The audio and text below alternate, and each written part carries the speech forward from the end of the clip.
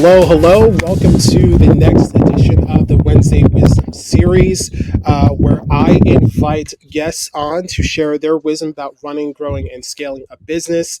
The whole thing is that unless you plan on living forever, you will not have enough time to learn everything there is about running, growing, and scaling a business, learning it firsthand. And so that is why I have my guest here with me today, Tony K. Silver.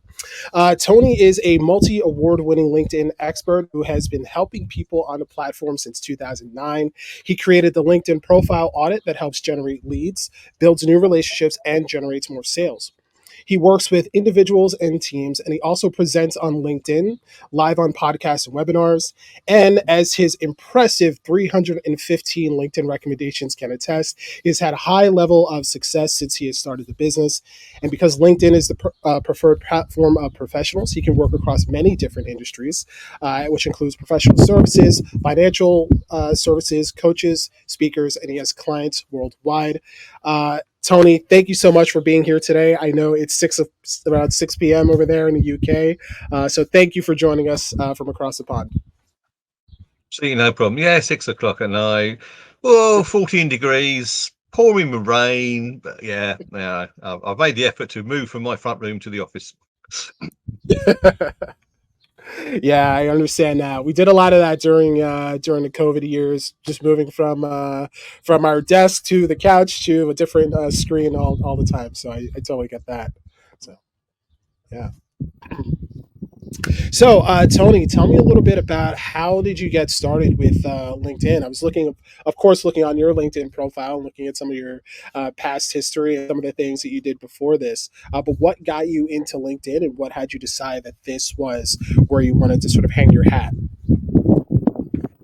Yeah, it's a story that probably a lot of people will sort of understand where it's coming from because in 2008 it goes back to, and we had what I always call a real recession. The banks completely and utterly made a complete mess of the world's finances.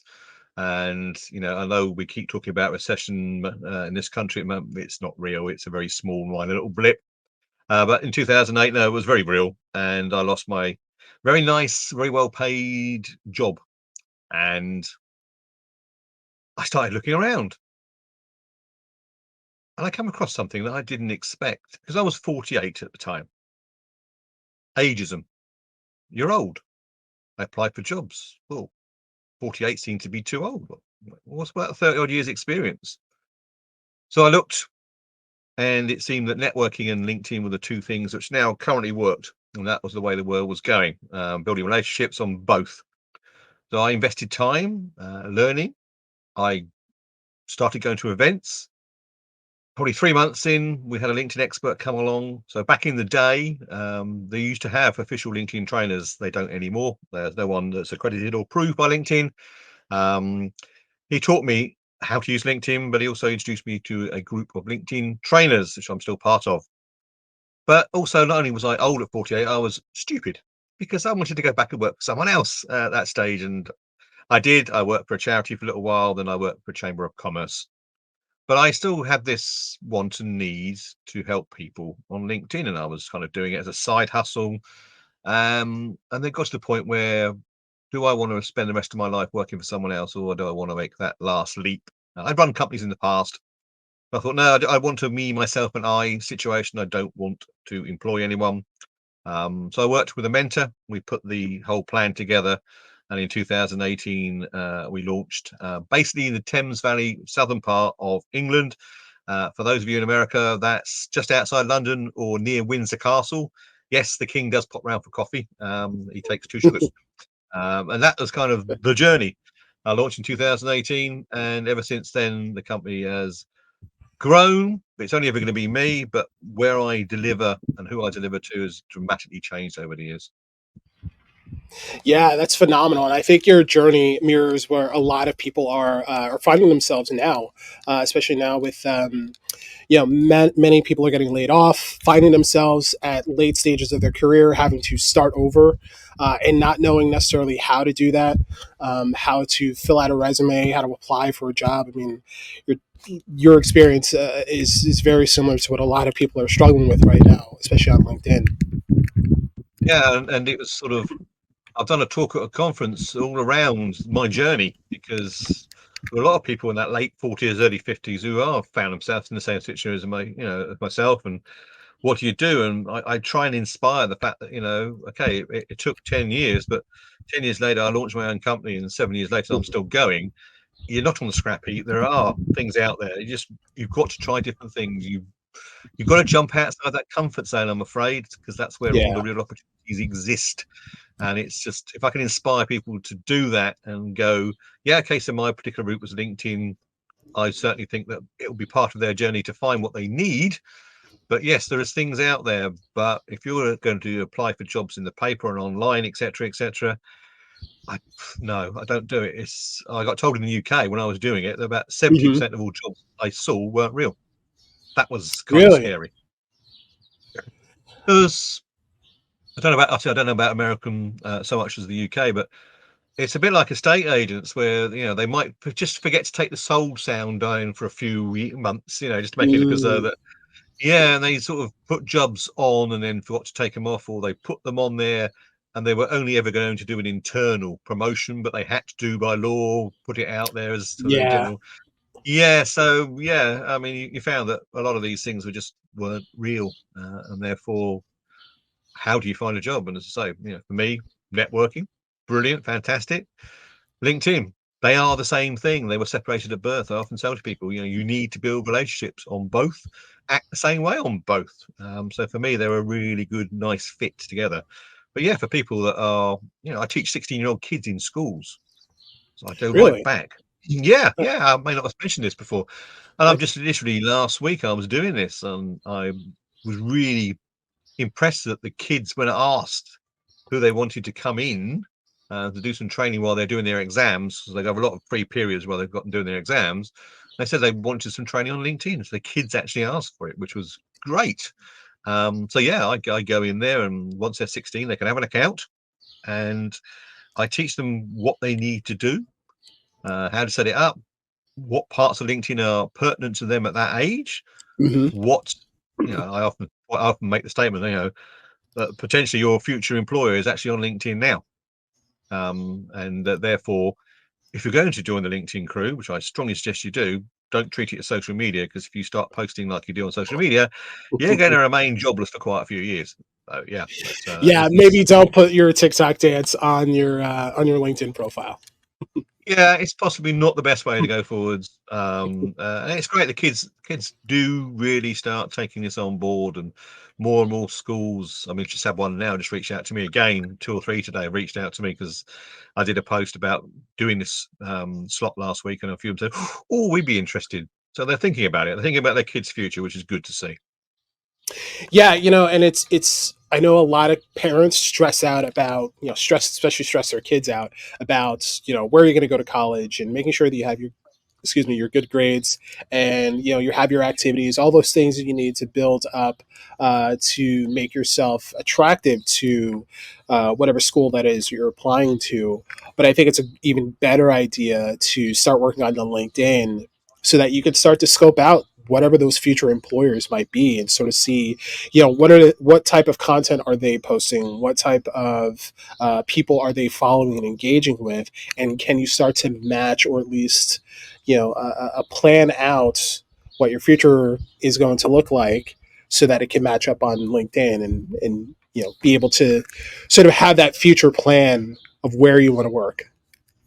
Get them into the habits of using it properly, Hmm. and sending out the right sort of messages. But also, I point out to them, and I point out to anyone of any age across all the different industries that I work in, that if you apply for a job, Hmm. part time, full time, or in their case, it could be a 6 week summer job that they're looking to do. Once you're 16, everyone knows you can have a LinkedIn account. They will have their LinkedIn account looked at. And Yeah. first of all, if they haven't got one, maybe that might put some doubt in people's minds. If it's a professional level service type company they're going into, and they will look. And I say to them, it's very important that when they look, that they are impressed as they need to be at that level. They don't Yeah. expect you to have a full blown LinkedIn profile and all singing, all dancing. You're not in business, so therefore they don't need it. But there are certain Yeah. things you can do that will just give the right message, then get you that interview. So you might be able to have that 6 weeks internship or whatever it's going to be. It's very important they understand it, and most of the kids get it. Once they realise it, and they go, "Oh yeah, I can see what you're saying there." Yeah, yeah. So, jumping back to the adults now, what are some of the biggest red flags that you see, especially when you're working with someone who's been recently let go from a position that they've been in for decades? Well, the biggest thing normally is that they've, like most of us. So that's just I'm in that category as well. Hmm. We joined LinkedIn when our circumstances were different. In this particular case, if they've just lost a job, they've probably been in the corporate world, and they probably joined LinkedIn while they were in the corporate world. In which case, you put up, and certainly if it was in the 2000s or 2000 Hmm. and started on May the 5th, 2003. Probably for the next 8 years, it was an online CV. Full stop, end of story. So you put your CV up there, it's out there. But now the circumstances have changed. In their particular case, they're looking for jobs. If they found a job, or if they set up their own company, become a solopreneur, whatever it is, Hmm. the use of LinkedIn is completely different. So the first major thing is, their about section, and actually most of their profile is going to be geared to that being an employee. And Yeah. therefore it's not, I'm not going to use the word selling, but it's not putting them in the right sort of light for someone that's reading it. And actually it reads very different from an employed person than it does to a self-employed person.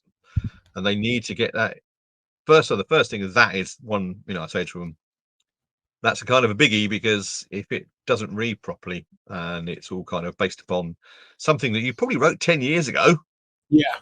that's, how often do you update your CV? Hopefully, if you've just been made redundant or you're in that situation, you've had your CV worked on, or at least you've tweaked it yourself and updated it.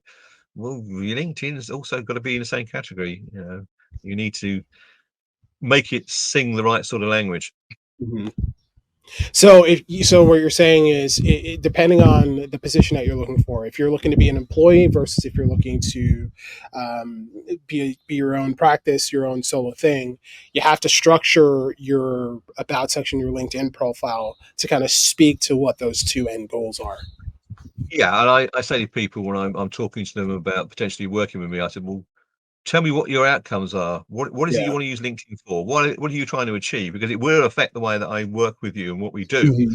Because if you want to go back to being employed, yes, absolutely, we need to look at certain sections with a lot more weight to them. But if you're looking to set up your own business, or even go and work for a micro-sized business, then it is somewhat different, and we need to make sure that it reads right to the right sort of person. Hmm. Because you don't. There's a big problem in the world, and I'm going to put it out there: attention spans. Yeah. Where have they gone? Where are they? What's someone done to them? Because people don't have them. And when you get found on LinkedIn, whether it is in a search, which is obviously fantastic to be found in a search on LinkedIn, is one of the goals you need. But if someone's mentioned you, you've applied for a job, etc., they are going to land on your profile. Hmm. And I say to people, that's where it often starts to fall to pieces for many people, because we have this attention span problem. I got as a speaker, um, I have a talk called the 7-second syndrome. Lovely alliteration, trips off the tongue nicely. Absolute lie, because it's a lot shorter than that.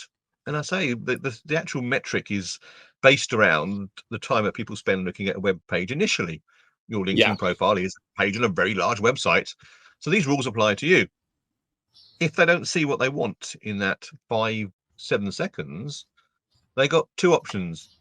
They can either look at the next candidate that's applied for the job, or if you've done the right things, they're going to start to scroll down and look at more of your LinkedIn profile. And of course, then the main part is, as we said before, the about Yeah. section. And then Yeah. it needs to read properly to them as to what sort of skills that they're looking for. And even when I say to the kids, okay, you haven't got a business, kids, but you've got some skills, and Yes. I instill in them, even if at school, are you in the football team? Are you in the debating team? Hmm. Are you a prefect? Are show these leadership and team skills, because that's what businesses are looking for. So you just have to think what it is So as a business, I put stuff out on LinkedIn and got my about section to be around what my ideal client wants to see. Well, if Yeah. you're looking for employment, what does your your ideal employer want to see? That's what you should be reflecting back, and don't make it ambiguous. Make it very clear. Yeah. Yeah. Even though it's called the About Me, it's actually not for you. It's for the future employer. It's for the future client. You have to tailor it for what they are looking for. Yeah, and I say to people, it's split into two parts. I mean, most Mhm. people will know this. But at the end of the fourth line, there's a little dot see more, Mhm. and it's changed over the years. But now you've got to scroll across it. You know, see it lights up, which means it's a clickable link. Yeah, when you do, you then see the rest of your about section. And by the way, that's 2,600 characters long for those of you that are interested. So it's probably a lot more than you've actually got already. So you've got more Yeah. room to expand it. But I say to people, I firmly believe that those first four lines belong to the viewer. So if I Mm. go, I do this, I do that, I am this, I am that, or even worse, in third party, Tony does this and Tony does that, which is a major no-no. How about, you know, like mine? Are you on LinkedIn, a bit confused, frustrated, not too sure when to post or how to handle connection requests? My ideal client's going, "Yeah, that's me." They Yeah. recognize themselves in it. So when they get to the see more, it's, oh, yes, I need to find out more about what Tony can help me with. In business, as an employer, I bring these skills. Are you looking for someone with 20 years experience in accountancy? If the person is, you've hit the nail on the head. They know what's Yeah. so it's just a case of just reframing it around that first bit. Once you get past the first 4 lines and they have opened up the about section, yeah, you can start to use that. You need to tell us what you do and how you go about it, whether you're being employed or you're selling your services. But the first 4 lines will determine whether people actually will press on that see more or not. And that is the big decider. Because if they don't, they won't see it.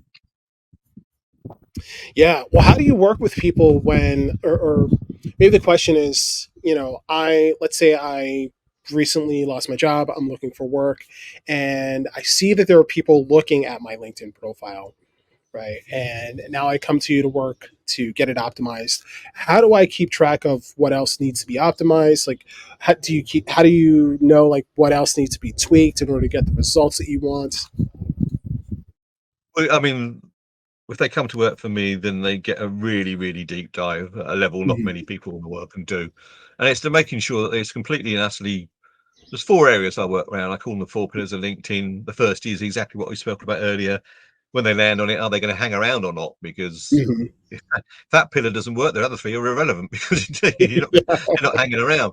The second one is that LinkedIn is built up of different sections. Now, when you joined, you didn't have to fill them all in. Okay. In Right. fact, some of them weren't available to you back in the day when you joined. But LinkedIn's indexed. So think of search engine optimization. Most people understand that term. Mhm. LinkedIn has that index, which means you need to tick all the boxes. And I show people where those boxes are because that means they will come up higher in the search rankings. A bit like Ah, Google. No one looks on page 4 or 5, but if you're on the first couple of pages, you stand yeah. a decent chance. So there's that side of it. The activities on LinkedIn are my next pillar. What you need to do, where, um, and how. And the fourth one is how you search on there. But one of the things I do during that is that um, habits. I say to people, Mhm. I use 2 words mainly in my training, both beginning with CON, just coincidentally. Oh, there's another one.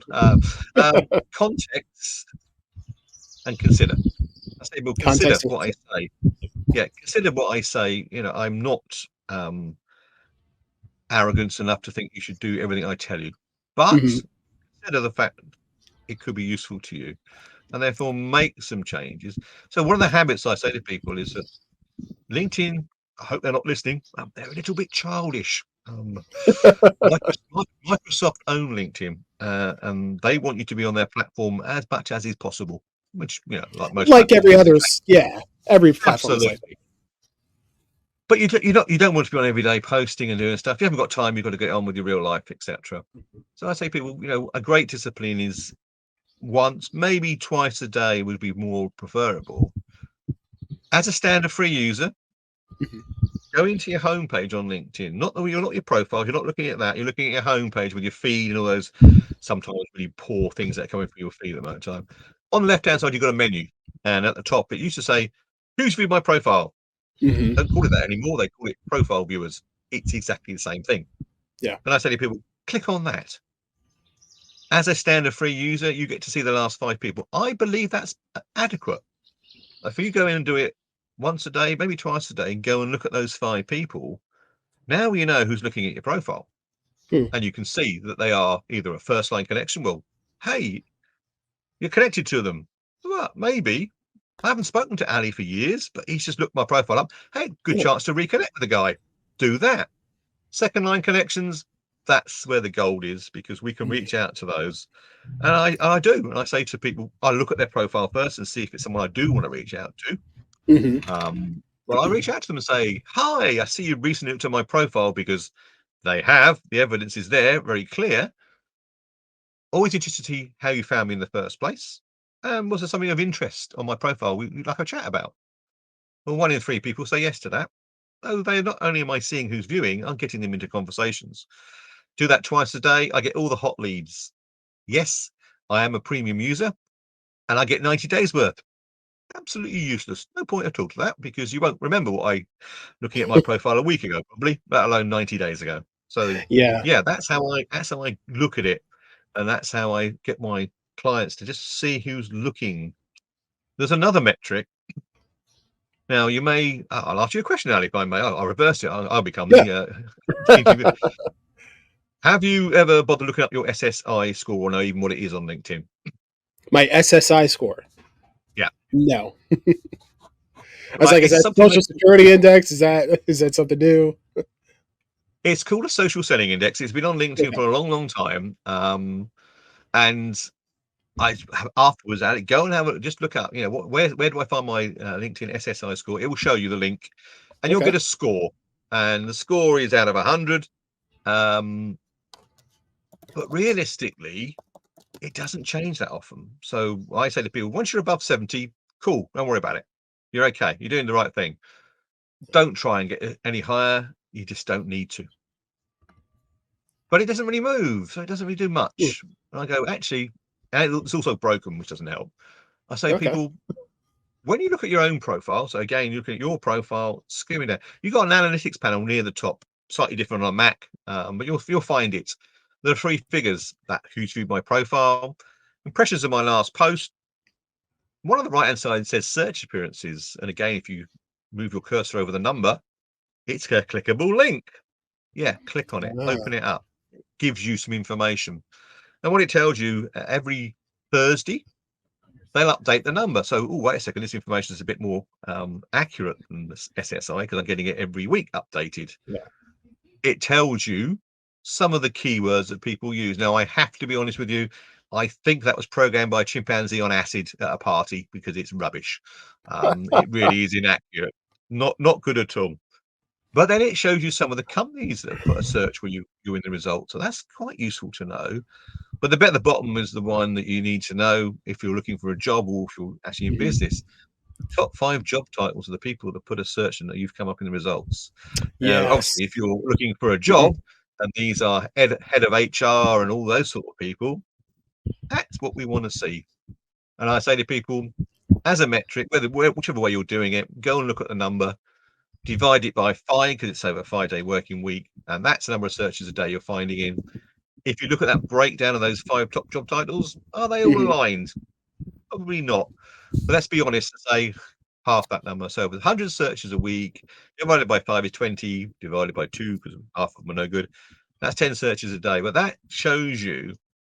So when you do then some posts and you do some tweaks around your profile, Mhm. go look at it next week. And if the number's gone up, guess what? What you're doing is working. It's Yeah. gone down, maybe not. There's about a 5 to 10% fluctuation I wouldn't worry about, but you can check it. And I literally, I know last week I was on X, and if I'm down a little bit, I need to, what was I doing? Why didn't it go through? Wasn't I posting as much, or was I just too busy delivering? I didn't get a chance to do much way Mhm. of doing that sort of thing. That is a really great metric, and it's not a contest. I don't want to say that I had 900 one week, and that's 180 people a day are finding me. And so, no, it's a case of what was last week's score for me, what is Mhm. next week's score for me. I can see which way my particular profile is going, and that's what I do with my clients. I say use that as the metric. It's a nice, but in there is the information of the job title and some of the companies. So if you're looking for a job, At least you can see who's looking you up. So Yeah. most people don't even know that exists. What I've just told you.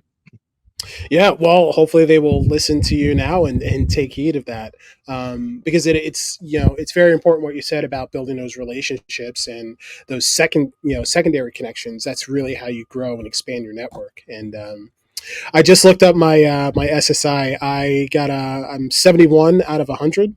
Um, Says But top what 1% what of what yeah you don't know is unless you are actually a unless you've got Sales Navigator, okay, which many Mhm. people don't have on LinkedIn, you're never going to get a Yeah, it call is. over 80. Yeah, they want you to pay for that, most likely, right? Yeah, so 80, Yeah. 83.5 is about the highest score you're going to get without. So to get the last 16.5, you've got to spend money with them. That I don't like anyway, because that's three Right. false. So yeah, Ali, 71, don't worry about it, mate. You're doing fine. Yeah. Just go and Yeah. check your search experience results now, and that'll be more interesting. Yeah, I'll definitely check that out, because I mean that's always useful just to know like who's in your orbit, who's in your circle, who's checking you out, who might be interested, because then you can start to engage in those conversations. And I think that's definitely a place where a lot of people forget the social aspect of social media. You do have to actually connect with people and have conversations. Uh, One of my biggest gripes is just when a salesperson just jumps into my DM and just starts pitch slapping me all over the place, and it's like at least engage with some of my content, you know. Yeah, I think the worst still is when they try and sell you the services that you provide. That really is a lot of research gone into your work there, isn't there? Yeah. Yeah, they just look at the title, and it's like, oh, this person's a founder, right? Because I have founder in my title for Wisdom and Wayfinder, but they don't take a look, even a cursory glance at the services that I offer, or even what my past experience is. It is very, very, very frustrating indeed. Yeah. Um, Another tip for those that are actually employed, looking for employment, is that now, do you belong to many groups? The answer to I that question is probably some. Some I haven't utilized them in a while. Most of them are quiet; they're dormant. Yeah.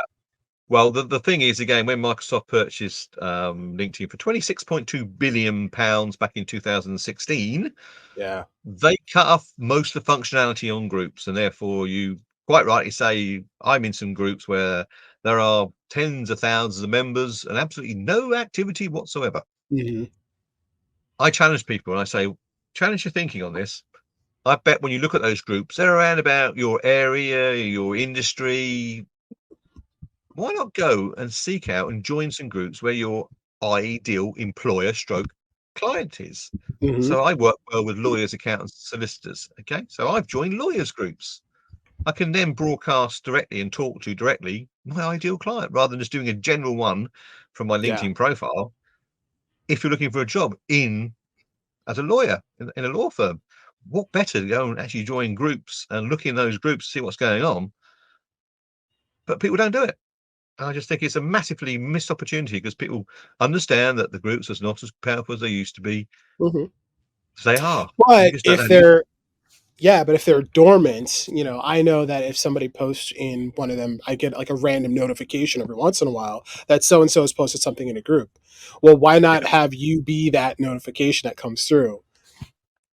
you can do, but I say Yeah. when you go into group now, there's a Mhm. little green button at the top which says active group. That's a pretty good thing to Mhm. have because you need them to be active. Yeah. But if you're actually putting messages out to an active group of people that could employ you, that's like a good idea to me. Yeah. Yeah. Well, here's a question for you. I had a colleague or a buddy of mine who is very frustrated with his job in sort of the tech world, and he was speaking up in some of the meetings and basically got a little reprimanded for it, for speaking up about some of the issues and the problems. And I had suggested to him, well, why not use your LinkedIn platform? They have the option to, if you have a creator profile, you can create a newsletter. Why not use that as a way to sort of address or at least demonstrate your thought leadership or your expertise in some of the issues that you were trying to address? Use that as a way to build your profile and build some recognition for yourself. Do you see that as something that is useful for, especially those who've recently been let go from their jobs, as a way to sort of demonstrate, like, hey, here's the experience that I built up over 10, 20, 30 years of some of the issues that I saw, obviously without bad mouthing your employer, because you don't want to do that. We are professional, absolutely. No, because the newsletters or articles Mhm. are now available to most people. The creator mode no longer exists. That you mentioned it was killed off on the Okay. 31st of March. Oh, okay. And I said I use LinkedIn articles as positioning documents. So they are Mm, longer than posts naturally, but I am positioning myself as an expert in what I do. So absolutely yes. There's a yeah. big issue though, which I'm going to resolve for you. Okay, Hmm. I like new issues, but I'll also resolve them for you. The actual reach on a post is X 10% roughly when you do it from your personal account. When you do it from an article, it's like it falls off the edge of a cliff. Hmm. And therefore, a lot of people don't bother doing articles, so no one engages because no one's ever seen them. There's ways and means around that. So write the article, absolutely. If you've got a blog, yeah, repurpose it onto LinkedIn. Yeah. Change one picture, change one line of text to trick LinkedIn to thinking this is new content. Mm, When you publish it, what you'll notice is that LinkedIn will give it its own unique URL. Okay. Following day, go back in, cut and paste that URL, and then go off and start a post. And word it yes. something like this. As you probably didn't see my recent article about X, here's a link to it. Because it's an internal link from LinkedIn back to LinkedIn, LinkedIn love it. Oh, they love And then, that. Yeah. yeah, and therefore you can then promote it through a post, which gets far more reach than an article ever was. The other thing you should do is get a featured section. So if you haven't got a featured section, Hmm. top of your profile, add profile section, featured. Go get it. One of the best sections ever brought into LinkedIn. But in there, you can pin articles in there. So you can write an article, Yeah. it goes out, so people might see it, people might not. But if you actually pin it into your feature section, it's part of your profile. People will scroll down, and they can see it. They can click on it and open up the whole article and read it. That again is a fantastically useful way of getting reach on your articles, which normally, yeah, they die and wither. I think the Hmm. chance of you seeing an article in your post is about 2%. Oh, wow. Not good odds. I mean, it's not dissimilar from the kind of reach you get with Instagram or Facebook, compared to the number of followers that you have. Yeah. Yeah, no, it is. It is. But Yeah. I completely agree with you. Yes, articles can be positioning documents. Definitely worth putting in there. And also Yeah. in the features section, you could also put a copy of your CV in there as well because you can pin media into there. So images and video. If you're brave enough, you can stick a Yeah. little video about what you do and how you go about it. Videos really do no more than 90 seconds, please. But up to that Yeah. point, they get watched and they are a bit disruptive. If there's a video in this feature section, that's cool. Well, you don't often see that. So I'm going to Yeah. click on it and see what it's all about. Just there's lots of little tweaks around what you can do. But I completely agree with what you said. Yeah, I would definitely.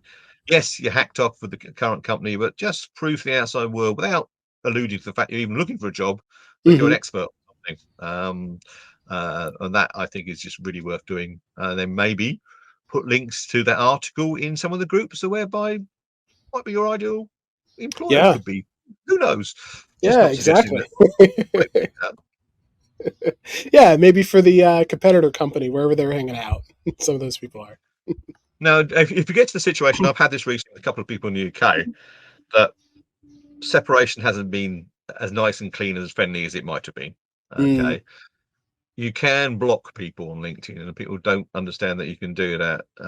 You go into the person's profile, you hit the more button, there's a little sub menu down the bottom, block. When you block someone, whether they're connected to you or not, it doesn't matter. They can't see any posts you do. They can't interact with them. So you can basically you're going incognito. They can't actually do anything in the way of adding to it. They can't see what you're doing. So Oh if you're wow. worried about it, I had to do this with a few people. I had to block people. So they were trying to, they were stalking her. They were giving them the heebie-jeebies. They were kind of, Oh oh, my old wow. employer just won't let it go, and he's sort of going, well, we'll block him and get rid of him in that case, and he can't do much about it. Yeah.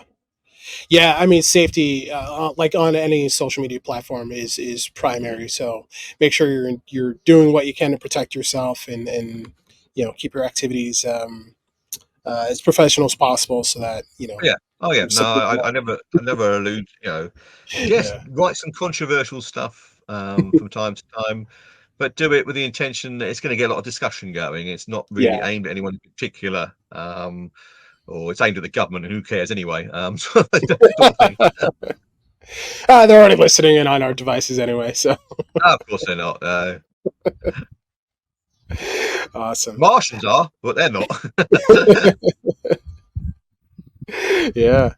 So tell me a little bit more about, like you and I are both using public speaking as a way to sort of grow our profiles and increase our visibility.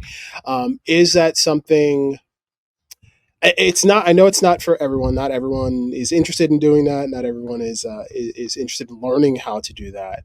Um, but what are some tips that you can give in terms of anybody who wants to maybe utilize more video, utilize more opportunities to speak and present as a way to grow their business, either as an entrepreneur or as someone who's seeking a job? Yeah, I'm very much pro speaking, but I mean, if you'd asked that question to me 7 years ago, first of all, I wouldn't have been on this 7 years ago because Yeah. I'd have declined the invite. But you've got to step outside that comfort zone, and for me, it took someone challenging me, and they Mm, were so like, you can't keep saying no, Tony. And I thought yeah. I'll say yes, and then kind of regretted it almost a second later, but it's worth it because it will help you in job hunting. It'll help you in business. You will need to present somewhere down Mhm. the future, whether it's at the interview. Often you'll ask you Yes. to do presentations now in interviews, not just be interviewed, etc.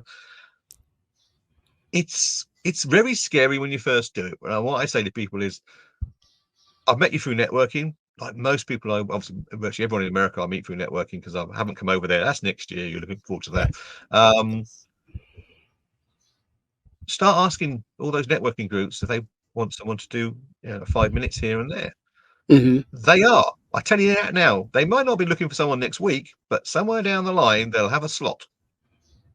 And then the other thing that people really don't get is that every single person, well, no, there's a few people are a bit nasty. 95% of people watching it are there backing you. They are willing Hmm. you to do well. Okay, so don't get up. You at the end of that, you're going to feel stressed before it. You're going to feel Yeah. relieved after it, but actually, you'll think actually this is good. And also, it's a great way to talk to one to many rather than one to one. You got your message out to Yes. more people.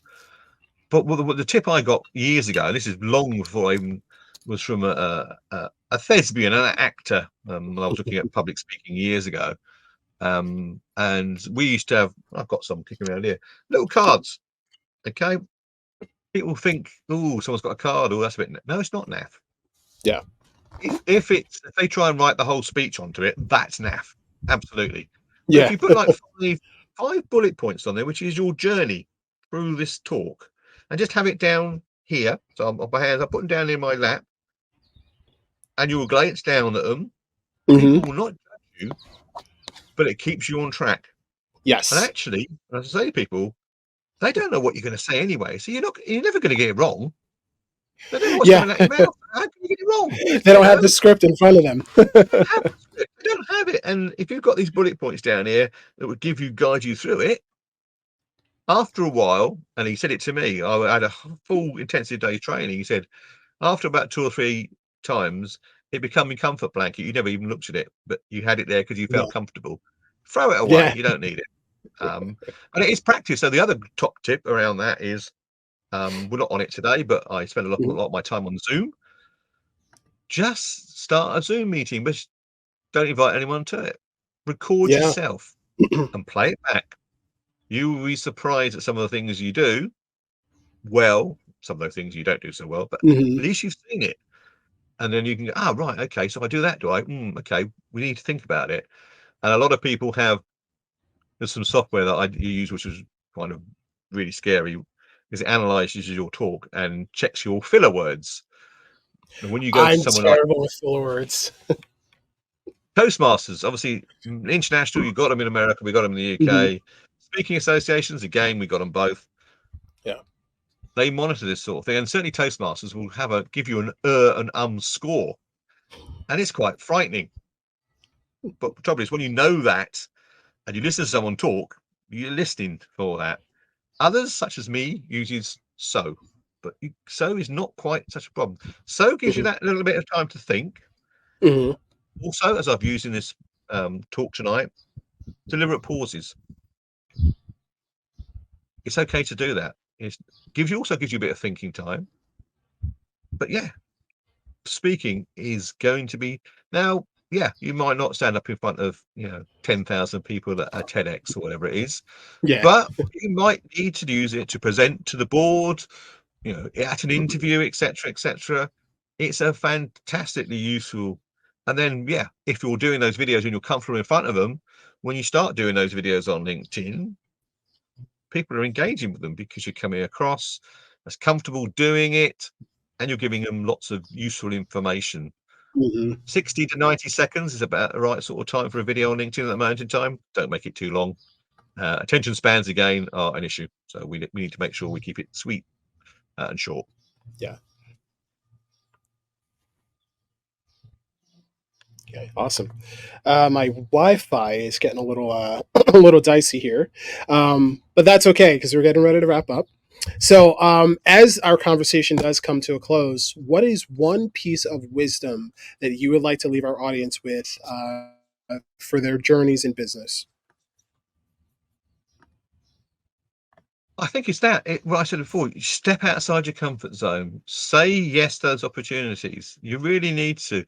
I coined a phrase a few years ago, which whenever I tell people, they like it, but then they realize even why they shouldn't like it. You can get stuck in a velvet groove, nice and comfortable, not too Mm, stressy, just gliding on a nice straight line, not really being pushed, not being challenged, but actually getting absolutely nowhere at the same time. You need to step outside mm, that groove, take on some of those challenges. Yeah, set yourself goals, but not just smart goals, which some people will talk to you about. I won't swear, but we call them massive goals. Something. So one of my massive goals, just for instance, is Ali. He's in New York. When I run my conference next year and speak at it, he'll be yeah, there as well. That's a definitely. big Let's share the goal. stage. I'm going to come all the way across from the UK and speak on stage in New York. And it could be that I actually set up the whole thing myself from this end. But it's achievable as long as I chunk it down into Hmm. man-sized bites rather than just try and attack it all at once, and it will become a little bit overwhelming. So when you present a speech, break it down into sections. Learn a Yes. section at a time. If you've got a 10-minute presentation, that's 5 2-minute pieces. Hmm. Don't try and do it all at once. Chunking things down makes it a lot easier to do. But yeah, biggest thing is take those opportunities, step out. You will regret it maybe at the time, but long term, you will not regret doing it. Yeah. Awesome. Awesome. Love that advice. Well, Tony, thank you so much for being my guest today. I really appreciate you taking the time to come on to the show, share your wisdom, share your expertise. A lot of really great tips in there for anyone who needs to optimize their LinkedIn profile, whether you're a business owner or whether you're looking to work for someone else. I definitely recommend that you visit Tony's profile on LinkedIn, of course. And I'm going to be sharing in the show notes a link to his services for those who are looking to work with him directly. But Tony, thank you so much for being here. Enjoyable. I just say I love these sort of things. The more we can get the message out that LinkedIn isn't quite as terrifying as you think it is, and actually is a great business tool, but doesn't need to take up too much of your day, Yeah. then all the better. Yeah. Awesome. All right. Well, take care, everyone. And I will see you next week.